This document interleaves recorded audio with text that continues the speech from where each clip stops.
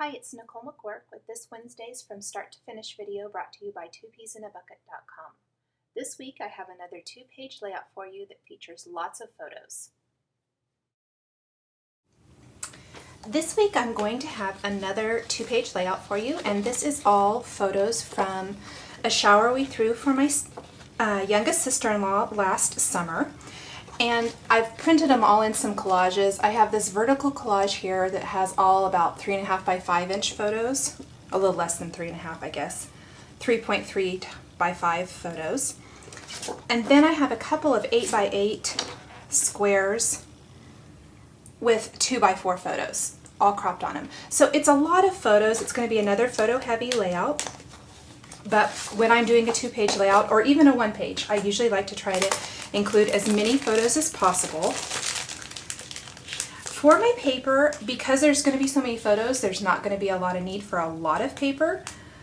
But I chose this Dots and Stripes. This is the teal, and it has this nice diagonal mini stripe on one side and the large polka dot on the other.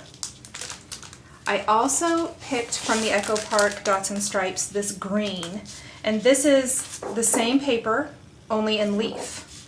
And I'm going to use the polka dots in this one and the stripes in that. Then I have this scrap of paper from Echo Park's Splash collection. I'm going with a kind of teal and lime green and yellow color palette here. It was a shower for, we already knew the baby was going to be a boy, so I'm going more with the boy colors, I guess I should have said there. And then from October Afternoon's Ducks in a Row, I picked this alphabet paper because I thought I could pull out all the colors here from this cute little alphabet border. Plus it adds a nice little bit of interest to mostly kind of solidish type paper. I didn't choose to pick out any of the pink, but I like the pink in this. Don't be afraid to use that even if you're doing a boy page. It's not enough pink to make it overly girly. And then of course some nice basic white cardstock from American Crafts. Then I'm going to do something a little different this week. I'm going to be using the Ranger Sticky Back Canvas in white. And what I'm going to be doing is die cutting some hearts using these Tim Holtz hearts die cuts for Sizzix. And then I'm going to stamp them with one of these designs. I just pulled out several. I don't know if I'll use all of these or not, but I've got this nice plaid. This is actually the large plaid pattern. Then I have the solid dots pattern. This is one of the newer ones. It has like a little bit bigger ones and some smaller ones mixed in. And then I picked a text background. And I picked the one that says happy, and even though this is kind of a happy birthday print, when it's die cut in such a small area, it's not like you can read it really well. I just wanted a text background. So I picked those, the Big and Bossy embossing pad, used the clear here, and some white embossing powder. I didn't pull out the white embossing powder yet. And then I thought I might also die cut some felt just to kind of mix it up a little bit. I'll show you, I have already done one of these little hearts out of the canvas and frayed the edges a little bit. Stamped it in the plaid, and I inked it up with some of the distress stains. I actually used the Broken China distress stain on this one. So it's a really cute, fun little accent for the page. Then the last thing, I did pull out the Ducks in a Row label stickers. I don't know if I'll use any of them or not, just thought I'd have them out. Plus these little flags from Pebbles, the Happy Go Lucky collection, and an assortment of buttons. Most of these are Doodlebug. I think I have a couple of Stampin' Up! Ones in here too, all in the teal and lime and yellow colors. So I'm going to get started putting the page together. So the first thing I'm doing is trimming my photos from the 8.5 by 11 photo paper, and I left a thin white border on the vertical photo strip, and I'm cutting the 8 by 8 photo squares or photo collages right next to the photos. I'm not leaving any border on those. Then I'm going to take the alphabet paper from Ducks in a Row collection from October Afternoon, and I'm just going to cut a couple of thin strips from it. Just a couple of border strips. And then I changed my mind and I'm not using the large polka dot paper from Echo Park. I'm going to use the smaller polka dot paper. I wasn't needing as much of it and I just didn't think the big polka dots looked quite as nice as the small ones. So I'm just kind of laying out my paper and seeing what I want to do with the paper strips that I have cut so far. I'm also going to go ahead and trim one of my 8x8 photo collages. I'm going to cut one of them at the 2-inch mark. All of these photos are 2 by 4 inches. And then I'm going to cut another one, leaving 4 of the photos together. So I'm cut one of them into 3 pieces, I guess, basically. Then I'm going to cut a couple of strips from the blue paper here from Echo Park and place it at the bottom. And you can see the page is starting to sort of take shape. I'm going to grab that alphabet paper from October Afternoon and cut a couple more strips, a 1 by 12-inch strip and a 2 by 12-inch strip for either side of the page. And then from that yellow paper from the Splash collection from Echo Park, I'm going to punch a couple of borders using that postage border stamp from Fiskars. Then just trim that rather, so I can tuck it underneath the alphabet border. Now that I have my paper all trimmed, I'm going to go ahead and put the background of the page together. This is pretty much the same thing that I do with all of my layouts. I always start with that first, and once I kind of have all the paper laid out like I want it, or the base of the layout, I will go ahead and assemble that. And then from there, I'll go ahead and add my title and my journaling and all the embellishments.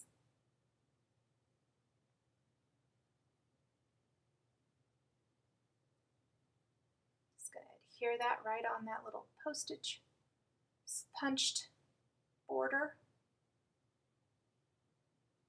And that alphabet paper is very subtle, but I think it really adds to the theme of the page. Here, that border there. Tuck my other little photo strip next to it. And then I did kind of assemble my vertical strip at an angle just for a fun touch. Now I'm simply running through the sticky back canvas and some felt all through the Sizzix Big Shot using those heart movers and shakers dies from Tim Holtz. I'm having to use one of my dies. These particular dies fit inside of the movers and shakers dies, like this ornamental label die, or you can use the tray. There's a tray accessory that you can buy for the Big Shot to place these in if you don't want to have to cut that shape. I don't have the tray. I thought I did, but I guess I don't. So I had to use a die to make these work for this layout. But I just tried to be really careful so that I didn't ruin a whole bunch of excess product. It worked fine. It really wasn't a big deal. I'm using some of the fabric paper from Dear Lizzy as well. So I've got some felt and some fabric paper and the sticky back canvas.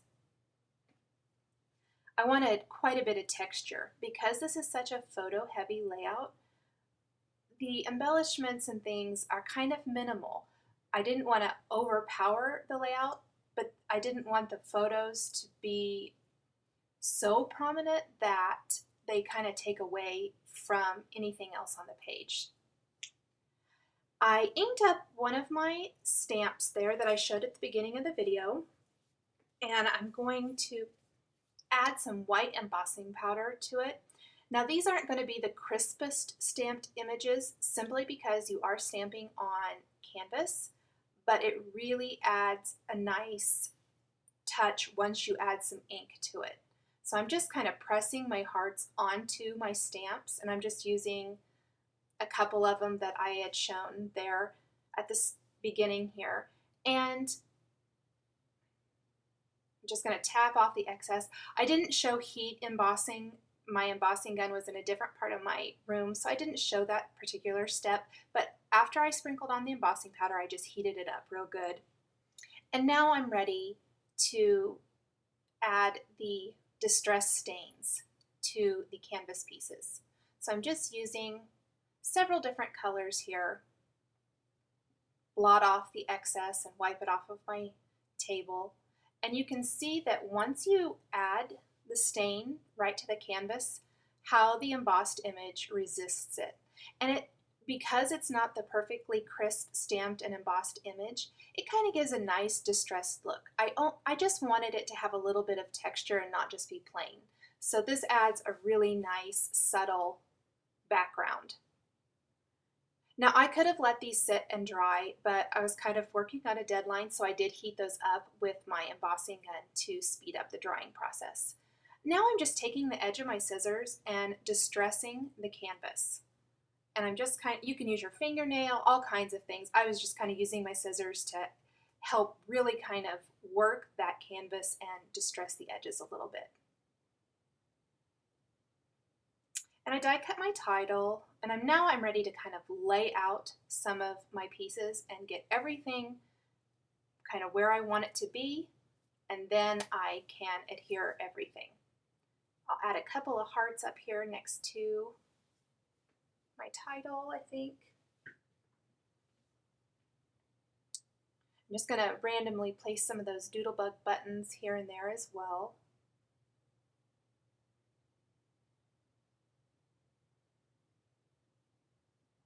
Work it around until I get the combination of embellishments that I like.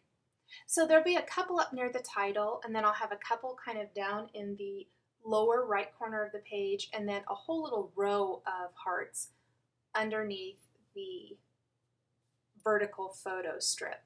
And it gives that visual triangle effect as well. And now these are just some really old Lily Bee rub-ons, and I just wanted to add them kind of up there at the top just to add a little something. And I just trim them from the backing paper, and then I'm going to completely cut them apart to make them work on my page.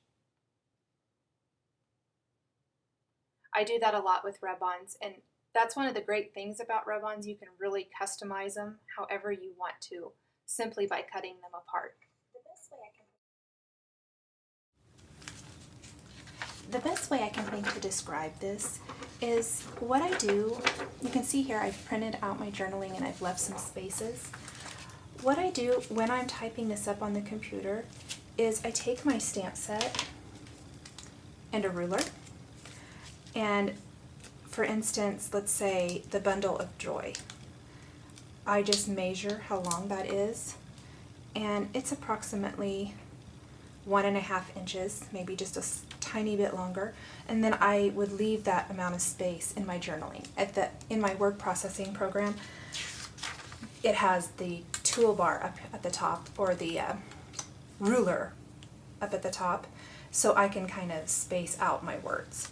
So I'm going to, now that I have done that, I want to make sure that it fits before I actually print it on the paper that I'm going to use.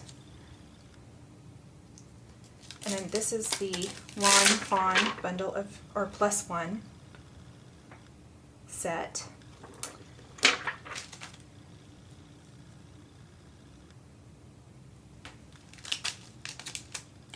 And I think it's fun to add this. It gives a real look of fun to the journaling, and it makes those certain phrases or words really pop out. So I'm going to finish adding all of my words here real quick.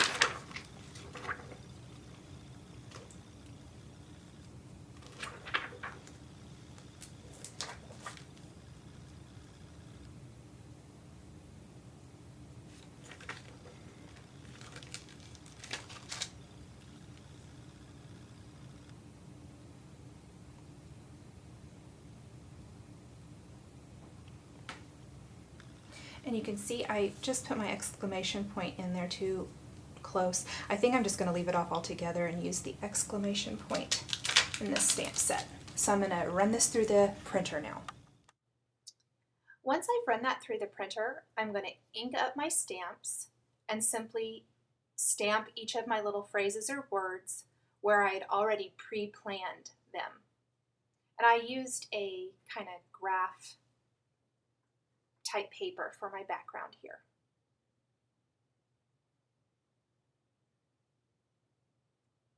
It just gives a really fun look, and it emphasizes certain words and just makes for more interesting journaling. I did this on a recent page that I shared in the gallery as well if you want another example of a way to do that. I used the new June Technique Tuesday Studio AE stamp set on a page. I think it's so fun to watch the journaling come together once you stamp in all the words. So there, it's all perfectly stamped and ready to be added to my page. Simply going to just remove that from my printer paper, and then I'll round those two left edges there, just kind of soften it up, and then tuck my journaling underneath the border on the right side of the page.